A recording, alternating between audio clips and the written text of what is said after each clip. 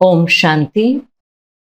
8/5/2025 சாக்கார முரளி. இன்று சிவ பகவான் கூறுகிறார், இனிமையான குழந்தைகளே, ஆத்ம அபிமானியாகி தந்தையை நினைவு செய்யுங்கள். அப்பொழுது நினைவின் பலம் சேமிப்பாகும். நினைவு பலத்தின் மூலம் நீங்கள் முழு உலகத்தின் ராஜ்யத்தை பெற முடியும்.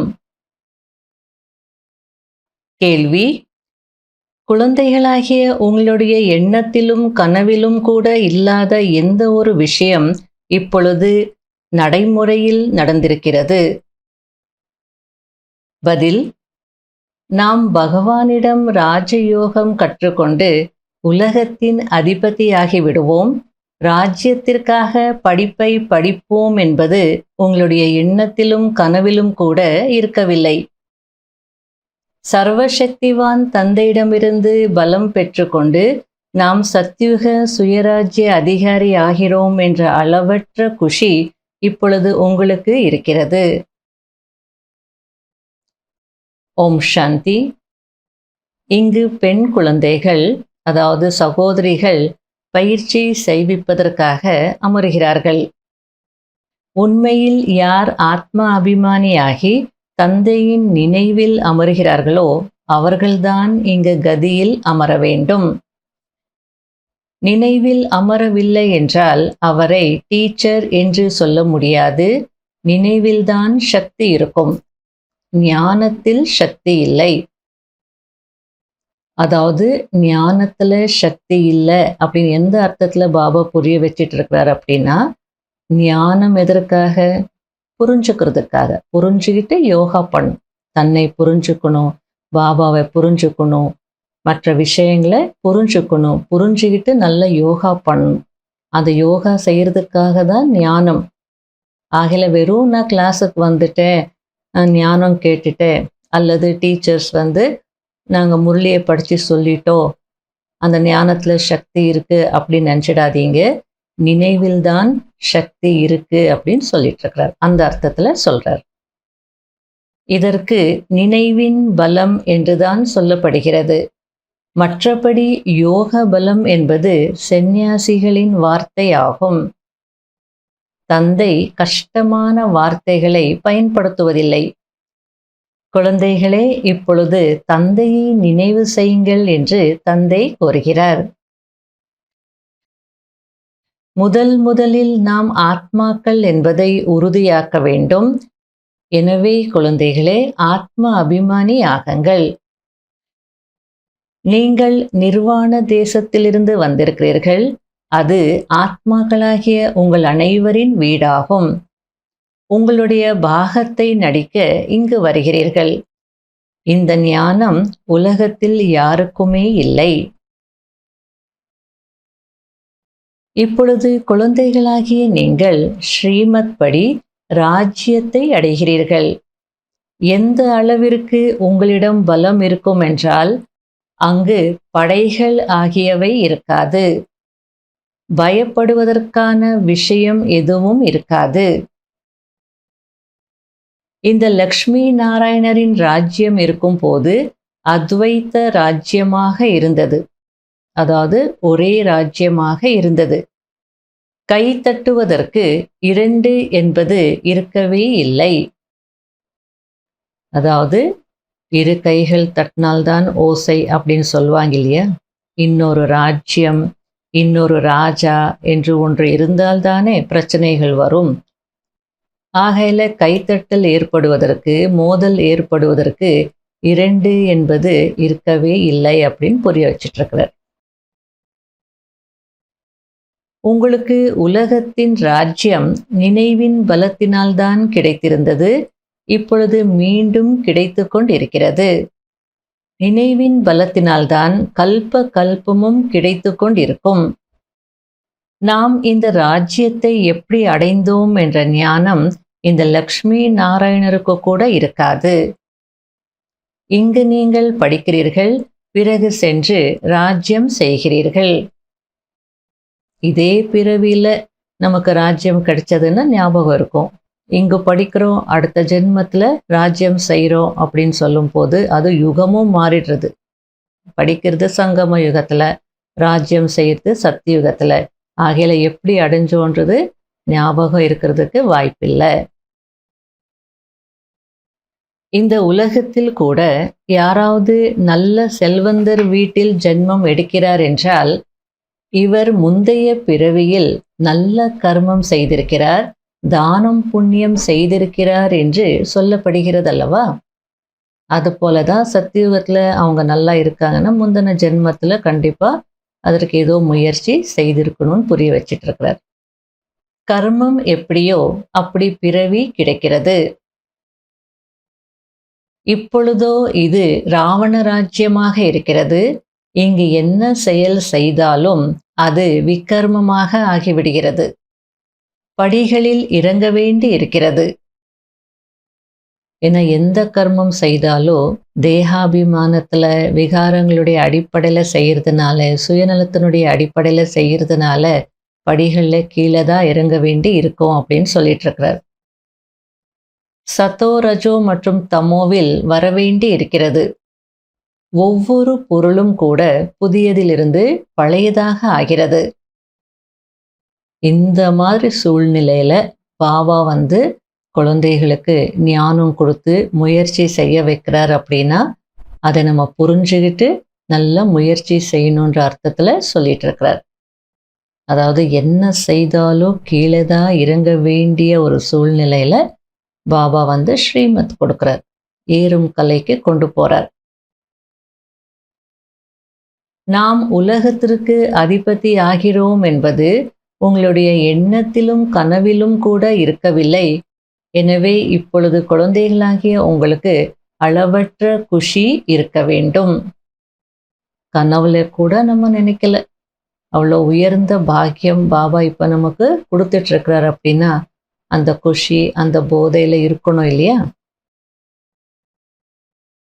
நமக்கு உயர்ந்ததிலும் உயர்ந்த நிராகார பகவான் கற்பிக்கிறார் என்பதை குழந்தைகளாகிய நீங்கள் அறிந்திருக்கிறீர்கள். எவ்வளவு அளவற்ற குஷி இருக்க வேண்டும். நாம் மாணவர்கள். அங்கோ சாதாரண ஆசிரியர்கள் படிப்பிக்கிறார்கள். ஆனால் இங்கோ உங்களுக்கு பகவான் கற்பிக்கிறார். படிப்பின் மூலம் இவ்வளவு உயர்ந்த பதவி கிடைக்கிறது என்றால் எவ்வளவு நன்றாக படிக்க வேண்டும். மிகவும் சுலபமானது. காலையில் அரை மணி நேரம் 3/4 மணி நேரம் படிக்க வேண்டும், அவ்வளவுதான். நாள் முழுவதும் தொழில் போன்றவற்றில் நினைவு மறந்து விடுகிறது. எனவே இங்கு அதிகாலையில் நினைவில் அமர்கிறீர்கள். பாபாவை மிகவும் அன்பாக நினைவு செய்யுங்கள் என்று சொல்லப்படுகிறது. நாம் சொர்க்கத்தின் இளவரசர் இளவரசி ஆகுவதற்காக படித்து கொண்டிருக்கிறோம் என்பது உங்களுக்கு ஏன் புத்தியில் வருவதில்லை? எவ்வளவு குஷி இருக்க வேண்டும். ஆனால் வெளியில் சென்ற உடனேயே குஷி மறைந்து விடுகிறது. அடுத்தது பாபா, சின்ன சின்ன பெண் குழந்தைகள் இந்த ஞானத்தில் ஈடுபட்டு விடுகிறார்கள். ஆனால் அவர்களுடைய உறவினர்கள் எதையும் புரிந்து கொள்வதில்லை. மந்திர ஜாலம் என்று சொல்லிவிடுகிறார்கள். படிக்க விடமாட்டோம் என்பார்கள். இந்த நிலைமையில் சிறியவர்களாக இருக்கும் வரை தாய் தந்தையர் சொல்வதை கேட்க வேண்டி இருக்கும். அதாவது 18 இயர்ஸ்க்கு கீழே இருக்கிறாங்க அப்படின்னா மைனர் அப்படின்னு சொல்லுவாங்க இல்லையா? அப்போ மேஜர் ஆகிற வரைக்கும் அப்பா அம்மா சொல்றதுதான் கேட்கணும். ஆகையில உங்களுக்கு பிடிக்கும்னு சொல்லிட்டு இங்க சென்டர்ல இருக்க முடியாது அப்படின்னு சொல்லிட்டு இருக்கிறார். ஏற்றுக்கொள்ள முடியாது. ரூலே இருக்கு.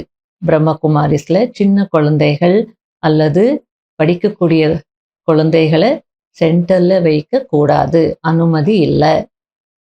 மைனர் என்றாலே தந்தையின் கட்டளைப்படி நடக்க வேண்டும். மேஜர் என்றால் பிறகு என்ன வேண்டுமானாலும் செய்யலாம். அதாவது விரும்பியதை செய்யலாம். சட்டமும் இருக்கிறதல்லவா? மேஜராக இருந்தாலும் நீங்கள் இங்கு தந்தையிடம் வரும்போது உங்களுடைய லௌகீக தந்தையிடம் அனுமதி கடிதம் வாங்கிக் கொண்டு வர வேண்டும் என்ற சட்டம் இருக்கிறது என்று பாபா கூறுகிறார். பிறகு மேனர்ஸ், அதாவது நடத்தையை கூட பார்க்க வேண்டி இருக்கிறது. நடத்தை சரியில்லை என்றால் திரும்பி போக வேண்டி இருக்கும். அதாவது மேனர்ஸும் ரொம்ப முக்கியம். நீங்க பர்மிஷன் லெட்டர் வாங்கிட்டு வந்திருந்தாலும் நடத்தை நல்லா இருக்கணும். அந்த நடத்தை சரியில்லைன்னா திரும்பி போக வேண்டியதாக கூட இருக்கும். அதெல்லாம் கூட எழுதி வாங்கிட்டு தான் அனுமதிப்போம் சென்டர்ல. இல்லை என்றால் மரியாதையை கெடுத்து விடுவார்கள். இப்பொழுது நாம் போர்க்களத்தில் இருக்கிறோம் என்பதை குழந்தைகளாகிய நீங்கள் அறிந்திருக்கிறீர்கள். ஒவ்வொரு கல்பமும் தந்தை வந்து நம்மை மாயையின் மீது வெற்றியடைய வைக்கிறார். பிகேகளாகிய நமக்கு இப்பொழுது அரைக்கல்பம் பகல் ஏற்பட போகிறது என்பதை நீங்கள் புரிந்திருக்கிறீர்கள். நாம் சுகதாமத்தில் இருப்போம். நாம் அனைவரையும் விட செல்வந்தராக ஆகிறோம் என்பதை இப்பொழுது குழந்தைகளாகிய நீங்கள் அறிந்திருக்கிறீர்கள். எனவே எவ்வளவு குஷி இருக்க வேண்டும். யார் படிக்கிறார்களோ அவர்கள் சத்யுகத்தில் வருவார்கள். மற்றவர்கள் அனைவரும் முக்தி தாமத்திற்கு சென்று விடுவார்கள். பிறகு அவரவர்களுடைய நேரத்தில் வருவார்கள். இனிமையிலும் இனிமையான தேடி கண்டெடுக்கப்பட்ட செல்ல குழந்தைகளுக்கு மாத்பிதா பாப் தாதாவின் அன்பு நினைவுகள் மற்றும் குட் மார்னிங். ஆன்மீக குழந்தைகளுக்கு ஆன்மீக தந்தையின் நமஸ்காரம். கடைபிடிக்க வேண்டிய முக்கியமான சாராம்சம். முதல் பாயிண்ட், நான் ஸ்ரீ லக்ஷ்மி ஸ்ரீ நாராயணனுக்கு சமமாக ஆக முடியுமா? எனக்குள் எந்த ஒரு விகாரமும் இல்லைதானே? சுற்றிவிட்டு சென்றுவிடக்கூடிய விட்டில் பூச்சியா அல்லது சமர்ப்பணமாகக்கூடியவரா? தந்தையின் மரியாதையை கெடுக்கும்படியான அப்படிப்பட்ட நடத்தை எதுவும் இல்லைதானே என்று தன்னை தானே பார்த்து கொள்ள வேண்டும். இரண்டாவது பாயிண்ட், அளவற்ற குஷியில் இருப்பதற்கு அதிகாலையில் அன்போடு தந்தையை நினைவு செய்ய வேண்டும் மற்றும் படிப்பை படிக்க வேண்டும். பகவான் நம்மை படிக்க வைத்து புருஷோத்தமராக ஆக்கிக் கொண்டிருக்கிறார். நாம் சங்கம யுகத்தினராக இருக்கிறோம் என்ற இந்த உதை இருக்க வேண்டும். வரதானம், அனைத்து குணங்களின் அனுபவத்தின் மூலம் தந்தையை வெளிப்படுத்தக்கூடிய அனுபவ மூர்த்தி ஆகுங்கள். தந்தையின் எந்த குணங்களை மகிமை பாடுகிறீர்களோ அந்த சர்வ குணங்களின் அனுபவ மூர்த்தி ஆகுங்கள். எப்படி தந்தை ஆனந்த கடலாக இருக்கிறார், அந்த கடலின் அலைகளில் சதா ஆடிக்கொண்டே இருங்கள். யார் உங்களுடைய தொடர்பில் வந்தாலும் அவர்களுக்கும் ஆனந்தம், அன்பு, சுகம் போன்ற அனைத்து குணங்களின் அனுபவத்தை ஏற்படுத்துங்கள். இதுபோல் அனைத்து குணங்களின் அனுபவ மூர்த்தியாக ஆகுங்கள். அப்பொழுது உங்கள் மூலம் தந்தையின் முகம் வெளிப்படும். ஏனென்றால் மகான் ஆத்மாக்களாகிய நீங்கள்தான் பரமாத்மாவை தன்னுடைய அனுபவ மூர்த்தி நிலையின் மூலம் வெளிப்படுத்த முடியும். அதாவது ஞான மார்க்கத்துல என்னதான் நம்ம ஞானம் புரிய வச்சாலோ, எவ்வளோ தெளிவா சொன்னாலோ, எக்ஸாம்பிள் கொடுத்து சொன்னாலோ எல்லாரும் ஏத்துப்பாங்க அப்படின்னு சொல்ல முடியாது. ஆனா அனுபவத்தை யாரும் மறுக்க முடியாது. தனக்கு ஏற்பட்ட அனுபவம் இல்லைன்னு சொல்ல முடியாது. அது ஒரு ஃபீலிங் இல்லையா? ஆகையில எல்லாரும் ஈஸியாக ஏத்துக்க முடியும். அதனால்தான் பாபா ஞானம் சொல்றதை விட நீங்க முதல்ல அனுபவ மூர்த்தி ஆகுங்க. பாபாவின் குணங்கள் என்னென்னவோ, பாபா இப்படிப்பட்டவர் அப்படிப்பட்டவர் அப்படின்னு சொல்றதை விட அதனுடைய அனுபவத்தை நீங்க செய்யுங்க. அந்த அனுபவ மூர்த்தியாகி நீங்க சொன்னீங்க அப்படின்னா பரமாத்மா ஆனந்த கடல் அப்படின்னு நீங்க சொல்லும் போதே அவங்களுக்கும் அந்த ஆனந்தத்தினுடைய ஃபீலிங் கிடைக்கும், அனுபவம் கிடைக்கும். அதனால அனுபவம் மிக உயர்ந்த சக்தி. பாபாவை வெளிப்படுத்துறதுக்கு அனுபவ மூர்த்தி ஆகுங்க அப்படின்றாரு. அதை அனுபவம் செய்வீங்க.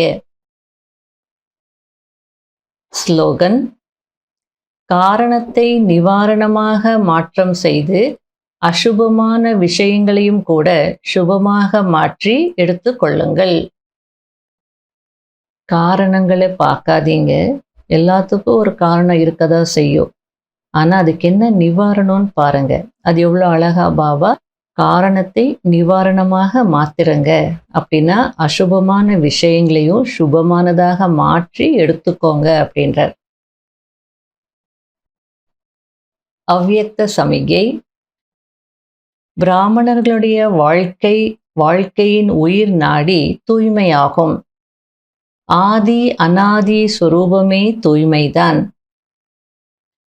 எப்பொழுது நான் ஆதியிலும் அனாதியிலும் தூய்மையான ஆத்மா என்பது நினைவிற்கு வந்துவிட்டதோ, நினைவு வருவது என்றாலே தூய்மையின் சக்தி வருவது என்பதாகும். நினைவு சொரூபமான சக்தி சொரூபமான ஆத்மாக்கள் உண்மையான தூய்மையின் சம்ஸ்காரம் உடையவர்கள். எனவே தன்னுடைய உண்மையான சம்ஸ்காரத்தை வெளியே கொண்டு வந்து, அதாவது எமர்ஜ் செய்து, இந்த தூய்மையின் பர்சனாலிட்டியை தாரணை செய்யுங்கள். அதாவது ஆத்மாவிற்குள்ள அந்த தூய்மையின் சம்ஸ்காரம் இருக்கு. என்னுடைய ஆதி அனாதி சுரூபமே தூய்மைதான் அப்படின்றது எப்போ நம்ம நினைவிற்கு வந்துடுறதோ, எப்போ அதை நம்ம உணர்றோமோ, அப்போ சக்தியும் கிடைச்சிடுறது. தூய்மை ஆகிறதுக்கான சக்தியும் கிடைச்சிடுறது. அப்போ நினைவு சொரூபம் ஆகும் போது சக்தி சொரூபமாக ஆயிடுவோம். இது போல நினைவின் மூலம் யார் அந்த சக்தியை அனுபவம் செய்கிறாங்களோ அவங்க தான் உண்மையான தூய்மையின் சம்ஸ்காரம் உடையவர்கள் அப்படின்னு சொல்றார். ஆகையால அந்த சம்ஸ்காரத்தை எமர்ஜ் செய்யுங்க, அந்த தூய்மையினுடைய பர்சனாலிட்டியை தாரணை செய்யுங்க அப்படின்றார். மற்றபடி எல்லாருக்குமே நினைக்கிறதுனால அந்த சக்தி கிடைச்சிடாது. அந்த தூய்மையின் சம்ஸ்காரம் உடையவர்களுக்கு தான் அந்த நினைவின் மூலம் சக்தி கிடைக்கும் அப்படின்ற அர்த்தத்துல சொல்லிட்டு இருக்கிறார். ஓம் சாந்தி.